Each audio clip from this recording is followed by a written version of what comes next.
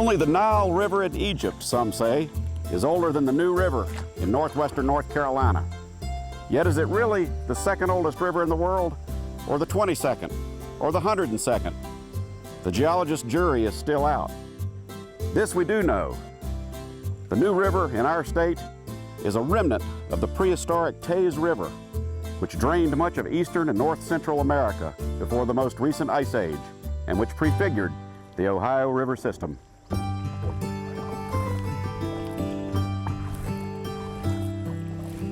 Just west of the Blue Ridge, the two forks of the New River drain Watauga, Ashe, and Allegheny counties.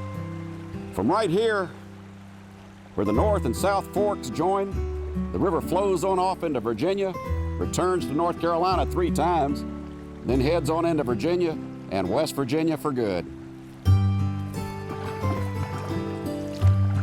The only thing new about this river was that it was a surprise to its colonial discoverer, Colonel Abraham Wood of Virginia in 1654. Echoing Wood's surprise years later, Governor Gabriel Johnston of North Carolina said of the New River, no one had ever dreamt of it.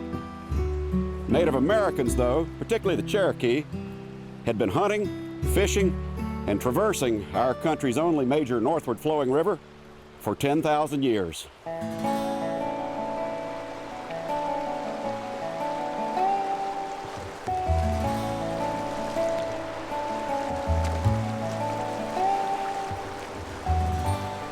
Not until after the French and Indian War ended in 1763 did settlement by extended families and groups of families really begin to occur here.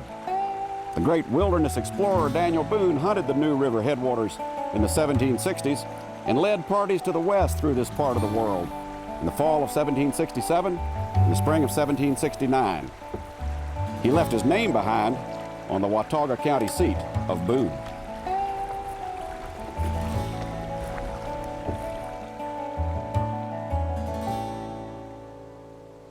North of Boone, the two forks sit like a wishbone around several great peaks, rich with the mineral hornblende. Among them are Phoenix and Little Phoenix Mountains, Mount Jefferson, Hattie Mountain, Three Top Mountain, and one of North America's treasures of botanical diversity, spectacular Bluff Mountain.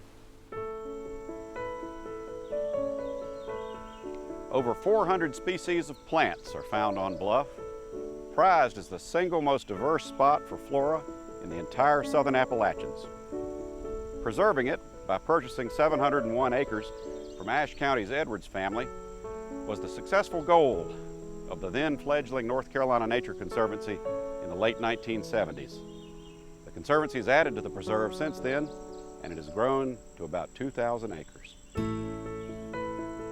Near Bluff Mountain's looking-off place is a community of Carolina hemlocks, aged trees, yet not very tall. These amazing trees have grown in the face of strong, bitter winds and in almost no soil at all. Their roots go way down into crevices for what little water and nutrients there are.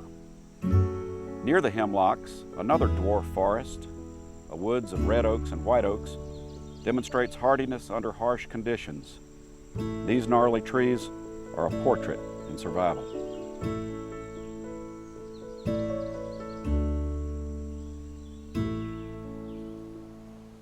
One of the last things you'd expect to find atop a mountain is this rare 3-acre creation, the only upland fen in all the great hills of the southern Appalachians.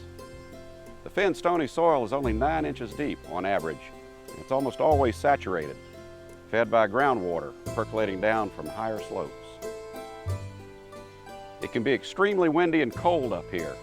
Every month of the year may see freezing temperatures, and the shallow soil of the fen freezes to the bedrock in wintertime. Yet over 140 species of plants and mosses have been found in this fen, 1 in every 10 of them rare, if not endangered, in North Carolina.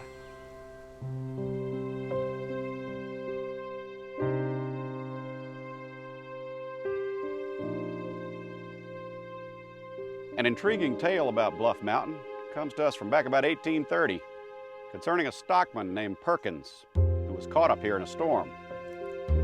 He took shelter beneath this ledge.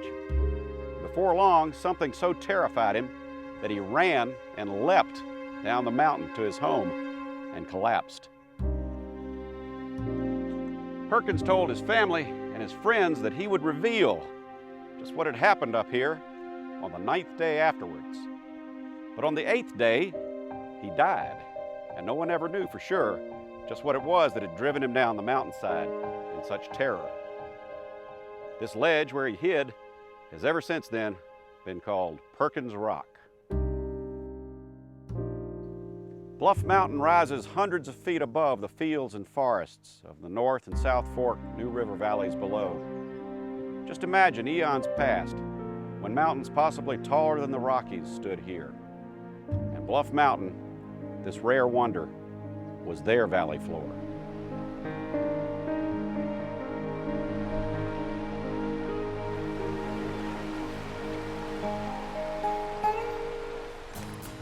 Here at the Carolina headwaters, the New and its countryside are still so remarkably pristine that a power company's plan to dam it up 40 years ago was eventually beaten back by a broad coalition, the National Committee for the New River. Our state declared it a state scenic river, Congress made it a national scenic river, and then our state created the New River State Park on the South Fork, a park that today comprises 2,300 acres. The National Committee for the New River was so successful at building support that just before Congress voted on its inclusion in the Wild and Scenic River System, 231 newspapers across the country ran editorials in favor of it. And the NCNR, having protected thousands of acres and scores of miles along the New, is still active today, over 30 years later, as one of the river's best friends.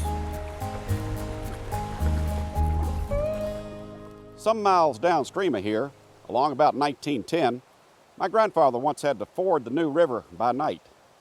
He was returning to North Carolina from West Virginia, where he'd been fireproofing a courthouse. When he got to Independence, Virginia, he rented a horse and buggy and lit out on his own down the mountain toward the New River and Sparta, North Carolina beyond.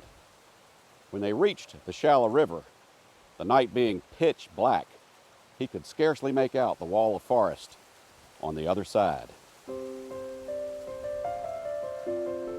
He said, "Horse, you've got to find the road on the far side of this ford, because I don't know where it is, and I sure can't see it." After a few tense minutes of slowly clattering over the river, the horse went right to the road, and my grandfather was able to reach my grandmother, who awaited him at the hotel in Sparta. To the horse that forded the New River that night, my grandparents' descendants have always been grateful.